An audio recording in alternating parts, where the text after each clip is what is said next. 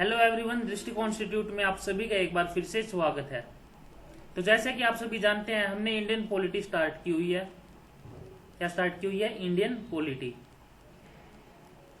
और जिसमें हमने जो टॉपिक स्टार्ट किया हुआ है वो है हमारा इमरजेंसी प्रोविजंस। Emergency provisions.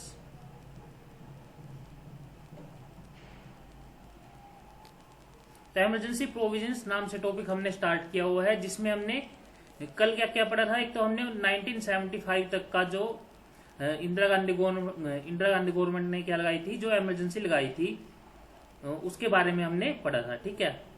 उसके अलावा हमने नेशनल इमरजेंसी के बारे में पढ़ा था कि नेशनल इमरजेंसी होती क्या है और ये कैसे लगाई जाती है, इसका अप्रूवल की क्या क्या प्रोसेस है, अप्रूव होने के बाद इसको वापस से हटाने के लिए हमें क्या क्या करना पड़ता है।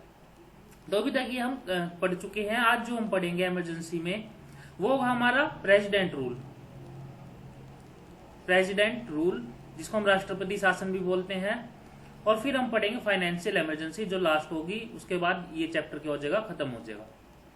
तो आई होप आप सबको ये वीडियो सीरीज अच्छी लग रही होगी। आप साथ साथ नोट्स बनाते चलिए ताकि आपको इंपॉर्टेंट चीजें बार बार मतलब वीडियो देखने की जरूरत ना पड़े, सिर्फ आप नोट्स से रिवाइज कर सके।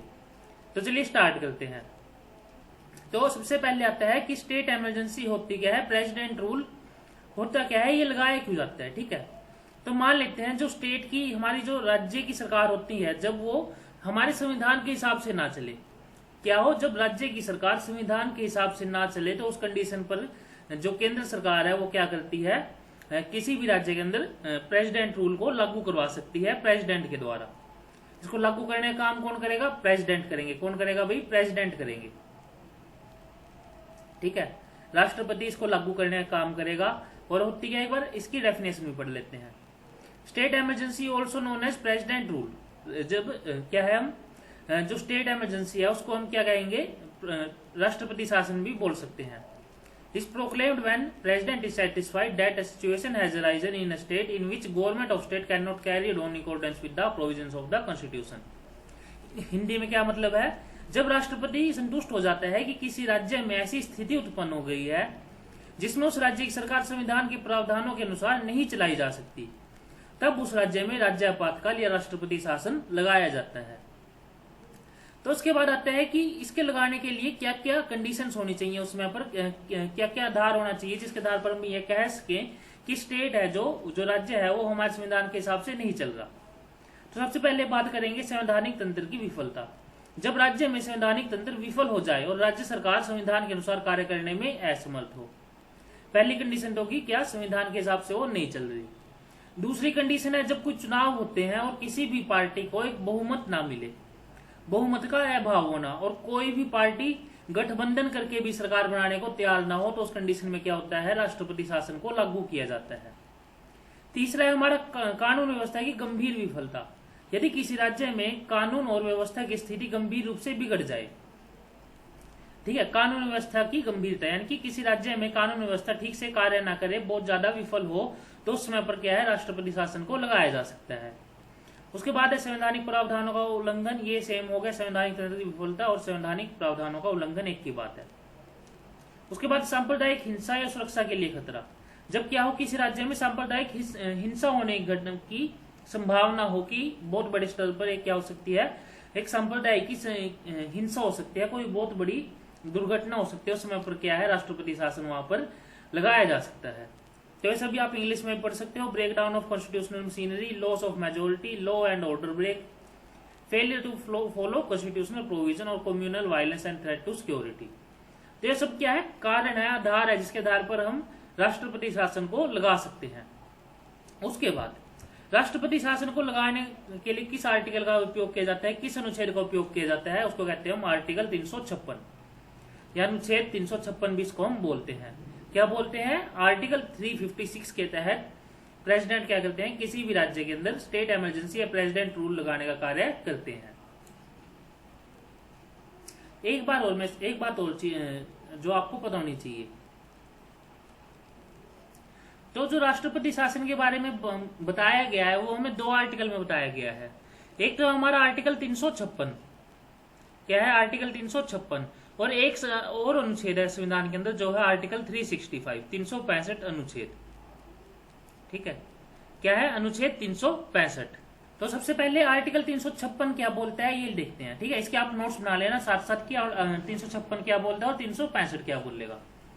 तो 356 बोलता है कि यदि राज्य में गवर्नर, आप सभी को पता है राज्य में गवर्नर होते हैं हमारे, ठीक है, तो यदि राज्य का गवर्नर प्रेसिडेंट को ये रिकमेंड करे, प्रेसिडेंट को ये बताए, एक रिपोर्ट पेश करे प्रेसिडेंट को कि राज्य की सरकार संविधान के हिसाब से नहीं चल रही है।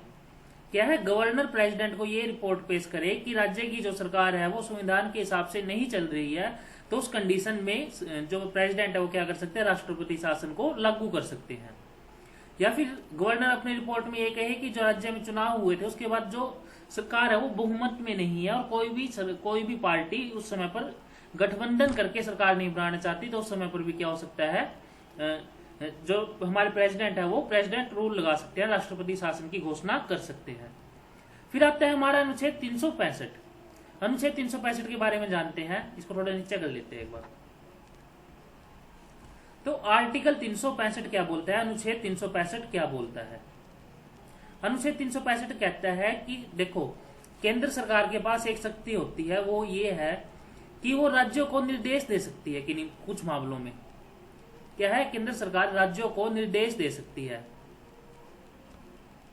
कि उनको क्या कार्य किस हिसाब से करना है। ठीक है, मान लेते हैं केंद्र सरकार ने किसी राज्य को निर्देश दिया कि आपको यह कार्य करना है, और लेकिन वो राज्य क्या है उस हिसाब से कार्य नहीं कर रहा, क्या है राज्य उस हिसाब से कार्य को नहीं कर रहा है, तो उस समय उस कंडीशन में क्या होगा, केंद्र सरकार के पास ये मतलब कह सकते हैं कि केंद्र सरकार के पास ये पावर है कि वो क्या कर सकती है, राष्ट्रपति शासन की घोषणा कर सकती है। क्या कर सकती है, राष्ट्रपति शासन की घोषणा कर सकती है। तो अगेन वही बात, राष्ट्रपति शासन की घोषणा कौन करेगा, खुद राष्ट्रपति करते हैं। और जब राष्ट्रपति शासन की घोषणा होती है तो इसका मतलब ये नहीं है कि उस राज्य का जो शासन है वो सिर्फ राष्ट्रपति चलाएंगे। राष्ट्रपति उस राज्य का शासन नहीं चलाते हैं, उस राज्य का शासन चलाने के लिए राष्ट्रपति अपने एक प्रतिनिधि को अपॉइंट करते हैं। वो या तो गवर्नर होंगे, गवर्नर राष्ट्रपति के कहने पे उसी हिसाब से जो है जो वहां का शासन है उसको संभाल लेंगे। ठीक है, या राष्ट्रपति किसी और को भी अपॉइंट कर सकते हैं वहां का शासन संभालने के लिए। तो ये हमें बताता है आर्टिकल 365 कि यदि राज्य है वो केंद्र सरकार के निर्देश को ना मानने तो केंद्र सरकार क्या कर सकती है, राष्ट्रपति शासन को लागू कर सकती है। फिर आता है हमारा राष्ट्रपति शासन राष्ट्रपति के द्वारा लागू कर दिया गया, लेकिन उसका अप्रूवल भी करवाना पड़ता है हमें, कहां से, हमारी संसद में से। तो उस संसद में से अप्रूवल कराने की विधि क्या है, उसको कैसे अप्रूव कराया जाएगा। तो जैसे ही प्रेसिडेंट इशू करते हैं स्टेट इमरजेंसी को, उसके ऑर्डर को इशू करेंगे तो उसको दोनों सदनों में से पास करवाना होगा दो महीने के अंदर अंदर। ठीक है, क्या है, राष्ट्रपति द्वारा अनुच्छेद 356 के अंतर्गत जारी घोषणा को दोनों सदनों के समक्ष रखा जाना आवश्यक है। जारी करने की तिथि से 2 महीने यानी कि 60 दिन के भीतर दोनों सदनों से अनुमोदन प्राप्त होना चाहिए, यानी कि दोनों सदनों को वो क्या करना पड़ेगा, उसको पास करना पड़ेगा। फिर आता है हमारा जो पास करने के लिए, जैसे हमारा जो पहले हमने पढ़ा नेशनल इमरजेंसी, राष्ट्रीय आपातकाल, उसको स्पेशल मेजोरिटी से पास करना होता है। ठीक है, विशेष बहुमत से पास करना होता है, स्पेशल मेजोरिटी से। लेकिन जो हमारी प्रेसिडेंट रूल है उसको स्पेशल मेजोरिटी की आवश्यकता नहीं होती, उसको साधारण बहुमत से भी पास करवाया जा सकता है। ठीक है, साधारण बहुमत का क्या मतलब है, अगर लोकसभा में 500 सीट हैं तो अगर 251 लोग क्या है, 251 लोग उसके पक्ष में वोट कर देंगे तो वो पास हो जाएगा। वैसे 500 नहीं है, ये एक एग्जाम्पल के लिए बता रहा हूं मैं। तो क्या है, 251 लोग अगर उसके पक्ष में वोट कर देंगे तो वो पास हो जाएगा। ठीक है, और अगर अप्रूव नहीं होता है तो 6 महीने के बाद वो अपने आप क्या हो जाता है, खत्म हो जाता है। उसके बाद इसकी अवधि कितने टाइम के लिए रहती है, तो एक बार अप्रूव होने के बाद 6 महीने के लिए राष्ट्रपति शासन कंटिन्यू रह सकता है।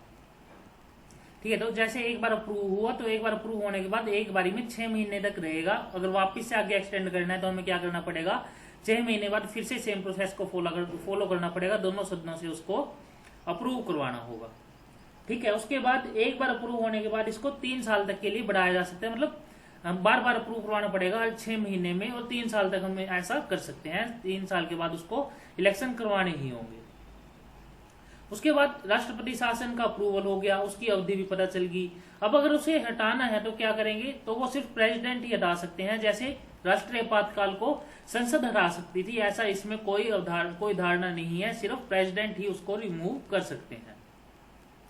तो जो हमारा राष्ट्रीय आपातकाल ये राज्य आपातकाल है, राष्ट्रपति शासन है, ये एक बहुत बड़ा कहीं तो वेपन है केंद्र गवर्नमेंट के पास, ठीक है, केंद्र सरकार के पास। क्या है, ये एक बहुत बड़ा वेपन है, एक बहुत बड़ा हथियार है जो हमारी केंद्र सरकार है उसके पास। ऐसा क्यों बोल रहा हूं, तो आप सभी जानते हैं 1975 में क्या हुआ था, इमरजेंसी की घोषणा हुई थी, ठीक है। इमरजेंसी की क्या हुई थी, उस समय पर घोषणा हुई थी, इमरजेंसी की घोषणा हुई थी। तो जैसे ही इमरजेंसी घोषणा हुई, आपातकाल लगा, उसके बाद जब 1977 में फिर से इलेक्शन हुए, 1977 में क्या हुए, इलेक्शन हुए। तो इलेक्शन होने के बाद जनता पार्टी क्या आती है, पावर में आती है। जनता पार्टी किस में आती है, पावर में आती है। और पावर में आते ही जनता पार्टी सबसे पहले कार्य क्या करती है, आर्टिकल 356 का उपयोग करती है। आर्टिकल 356 का उपयोग करती है, और जिन जिन राज्यों में कांग्रेस की सरकार थी, किसकी, कांग्रेस की सरकार थी, उनमें से मेजोरिटी राज्यों में राष्ट्रपति शासन को लागू करती है। किसको, राष्ट्रपति शासन को लागू करने का काम करती है। उसके बाद फिर से जब 5 साल बाद फिर से इलेक्शन होंगे 1982 के आसपास, जब वापिस से इलेक्शन होते हैं, तो वापिस से कांग्रेस जीतती है। कौन जीतती है, कांग्रेस जीतती है। और फिर कांग्रेस अगेन फिर से यही कार्य करती है जो जनता पार्टी ने किया। जिस राज्य के अंदर जनता पार्टी की सरकार थी, जिस राज्य में जनता पार्टी की सरकार थी, कांग्रेस भी उस राज्य में क्या करती है, आर्टिकल 356 का उपयोग करके राष्ट्रपति शासन को लागू करती है, राष्ट्रपति शासन को लागू करती है। तो इस तरह से क्या है, डेडली वेपन हो जाता है केंद्र सरकार के पास कि वो राष्ट्रपति शासन को लागू कर सकती है। तो इसको मतलब ये जो इसका ड्रॉबैक है, ये जो इसका गलत चीज जो हमें है, जो स्टेट इमरजेंसी की, वो जरूरी ही क्यों है, कॉन्स्टिट्यूशन के अंदर रखना है ना। तो इसके बारे में जब हमारा संविधान बन रहा था, तो संसद के अंदर एक डिबेट, संविधान सभा के अंदर एक पूरी डिबेट भी हुई थी। तो उस समय पर जो अंबेडकर जी थे, डॉक्टर अंबेडकर का कहना था कि हाँ, ये क्या है, एक डेडली लेटर है केंद्र सरकार के पास। जो प्रेसिडेंट रूल है वो क्या है, एक डेडली लेटर है केंद्र सरकार के पास, लेकिन ये क्या है, जरूरी है, भारत की संप्रभुता को और एकता को बनाए रखने के लिए ये जरूरी है। क्योंकि अगर ऐसा नहीं होगा तो क्या होगा, राज्यों के अंदर बहुत ज्यादा बगावतों के कारण, कुछ राज्यों में बगावत हो सकती है, कुछ में कुछ कंडीशन हो सकते हैं, इसके कारण वो क्या है, इंडिया से अलग हो सकते हैं। तो इसलिए ये जो डेडली लेटर है वो केंद्र सरकार के हाथ में दिया है, ताकि वो इमरजेंसी आने पर ही इसका यूज करे, ठीक है। उस समय पर कहा भी गया था कि जो ये राष्ट्रपति शासन है उसको कैसे यूज करना चाहिए, एक लास्ट हथियार के रूप में यूज करना चाहिए। तो आगे देखते हैं, तो राष्ट्रपति शासन का प्रभाव क्या क्या होता है, कंसिक्वेंसेस क्या क्या होते हैं, वो देखते हैं एक बार। सबसे पहले कार्यकारी शक्ति का हस्तांतरण। कार्यकारी शक्ति क्या होती है, राज्य की बात कर रहे हैं हम यहाँ पे, ठीक है। राज्य के ऊपर इफेक्ट पड़ेगा, क्योंकि केंद्र जो राष्ट्रपति शासन है कहाँ पे लगाया जाता है, राज्य में लगाया जाता है। तो सबसे पहले जो राज्य के अंदर जैसे प्राइम मिनिस्टर वो चीफ मिनिस्टर होते हैं, उनके जो हम कहें तो कैबिनेट होती है, सबसे पहले तो उसके पास जितनी भी शक्तियां होती हैं वो खत्म हो जाती हैं, ठीक है। वो सारी शक्तियां कौन यूज करता है, राज्यपाल यूज करता है, राष्ट्रपति के नाम पर। सारी शक्तियां कहां पर चली जाती हैं, राज्यपाल के पास चली जाती हैं। मंत्री परिषद बर्खास्त कर दी जाती है। उसके बाद यदि राज्य विधानसभा सत्र में है तो उसे निलंबित कर दिया जाता है। यदि सत्र में नहीं है तो विधानसभा को भंग कर दिया जाता है, किसके द्वारा, राष्ट्रपति शासन के द्वारा। फिर आता है संसद की विधायी शक्तियां। जितने भी संसद राज्य सूची के किसी भी विषय पर राज्य के लिए कानून बना सकती है। देखो, मैंने आपको बताया था कि केंद्र और राज्यों के अलग अलग सूची होती है, जिन पर केंद्र और राज्य अलग अलग कानून बनाते हैं। लेकिन जब राष्ट्रपति शासन लगता है तो राज्य की सूची में जितने भी जो मतलब क्या होते हैं, विषय होते हैं, उनके ऊपर केंद्र सरकार जो है, हमारी संसद जो है, वो क्या कर सकती है, कानून बनाने का कार्य कर सकती है। उसके अलावा वित्तीय नियंत्रण। राज्य के ऊपर जितना भी खर्चा होगा, जितना भी कंसोलिडेटेड फंड ऑफ इंडिया है, वहां से जितना भी बजट होगा, जितना भी खर्चा होगा, वो कौन है, केंद्र सरकार या फिर संसद जो है कर सकती है। राष्ट्रपति के निर्देश पर राज्यपाल राज्य के सभी प्रशासनिक कार्यों का संचालन करते हैं।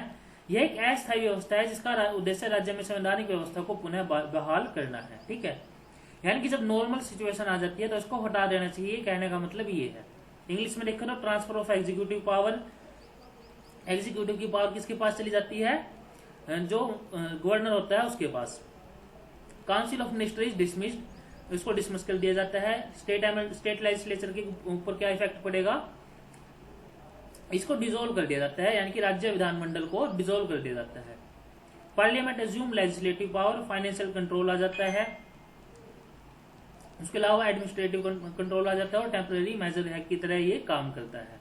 आगे देखते हैं। तो जब ऐसे केस आए कि बार बार जो है केंद्र सरकार बिना किसी कारण के या बिना किसी ठोस कारण के उन राज्यों में राष्ट्रपति शासन को लागू कर रही है जिनमें उसकी सरकार नहीं है, तो इसको देखते हुए सुप्रीम कोर्ट ने कुछ कारण बताए जिसमें जो है जो राष्ट्रपति शासन है उसको वैलिड माना जाएगा। तो क्या क्या है, सबसे पहले एक केस हुआ SR बोम्मई बनाम भारत संघ का केस।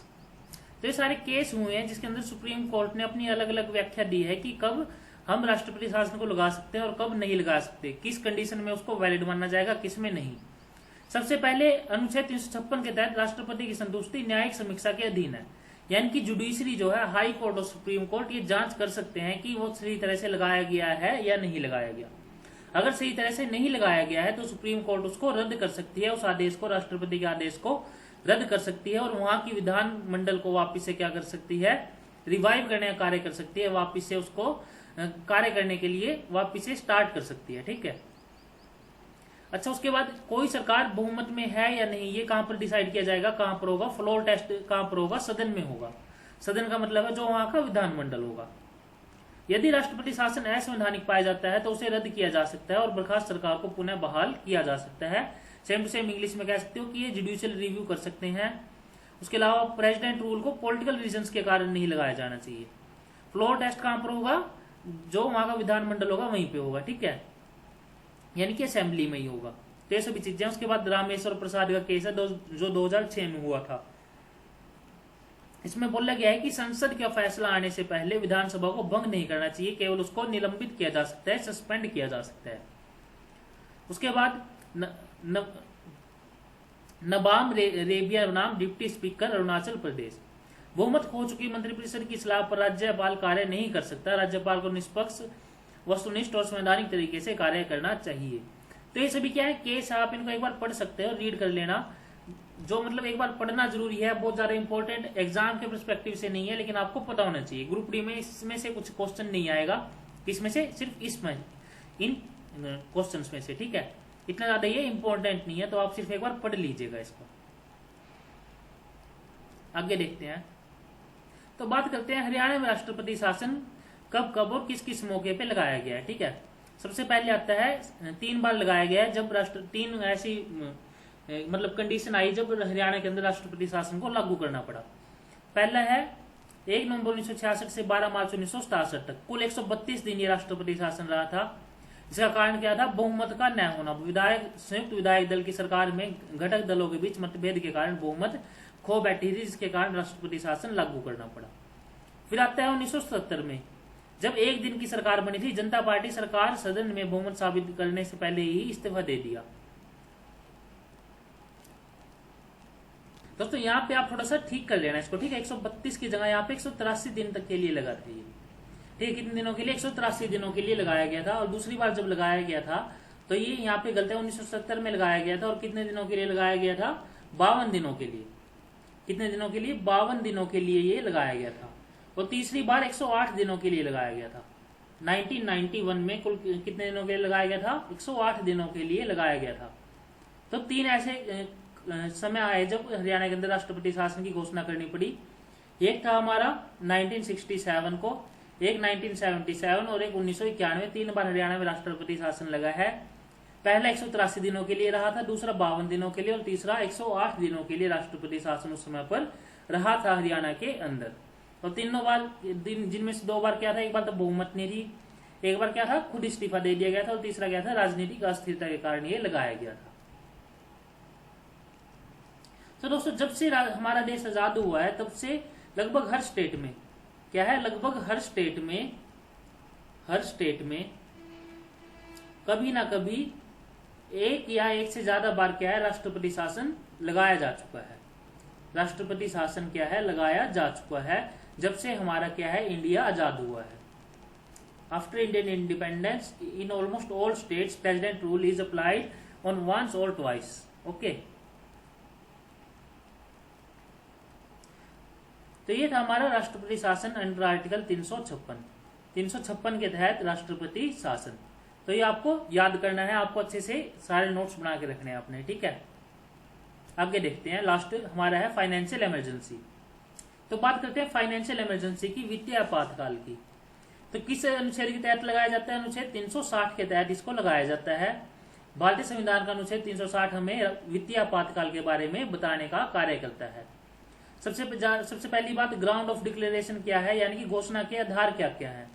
तो राष्ट्रपति यदि संतुष्ट हो जाए कि ऐसी स्थिति उत्पन्न हो गई है जिसमें भारत या उसके किसी भाग को वित्तीय अस्थिरता या साख को खतरा है, तो वह वित्तीय आपातकाल घोषित कर सकता है। क्या, जब राष्ट्रपति को लगे कि भारत या तो पूरे भारत के अंदर या किसी एरिया के अंदर क्या है, वित्तीय स्थिरता सही नहीं होगी, तो वो क्या कर सकते हैं, राष्ट्रीय आपातकाल की घोषणा कर सकती है। सेम क्या होगा अप्रूवल के लिए, सबसे पहले दोनों हाउस से, दोनों सदनों से, लोकसभा और राज्यसभा दोनों से इसको अप्रूव करवाना होगा। अप्रूव होने के बाद ये कितने भी समय तक के लिए ये रह सकती है, कोई भी एक फिक्स लिमिट नहीं होती। कितने महीने के अंदर अप्रूव करवाना होता है, 2 महीने के अंदर इसको अप्रूव करवाना होता है। तो एक बार अप्रूव होने के बाद ये कब तक रहता है, ये कितने भी समय तक इसको रख सकते हैं। केवल जब प्रेसिडेंट को लगे कि सबसे वापिस से स्थितियां समान ठीक होने लगी है, नॉर्मल होने लगी हैं, तो ये वो वापिस से क्या कर सकते हैं, इसको समाप्ति की घोषणा कर सकते हैं, ठीक है।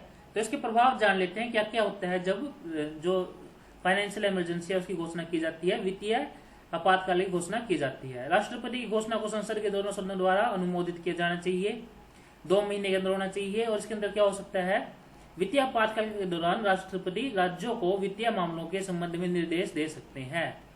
क्या है, वित्तीय आपातकाल के दौरान राष्ट्रपति क्या कर सकते हैं, राज्यों को वित्तीय मामलों में निर्देश दे सकते हैं। अब मान लेते हैं राष्ट्रपति ने राज्यों को निर्देश दिया, क्या किया, राष्ट्रपति ने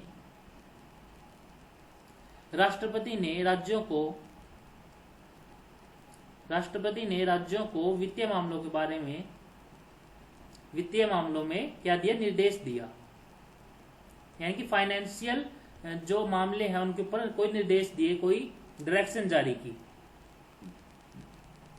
और राज्यों ने क्या किया, उस डायरेक्शन को मानने से इनकार कर दिया, उस डायरेक्शन को नहीं मानना। तो इस कंडीशन में क्या होगा, देखो चीजों को रिलेट करके समझेंगे, ठीक है।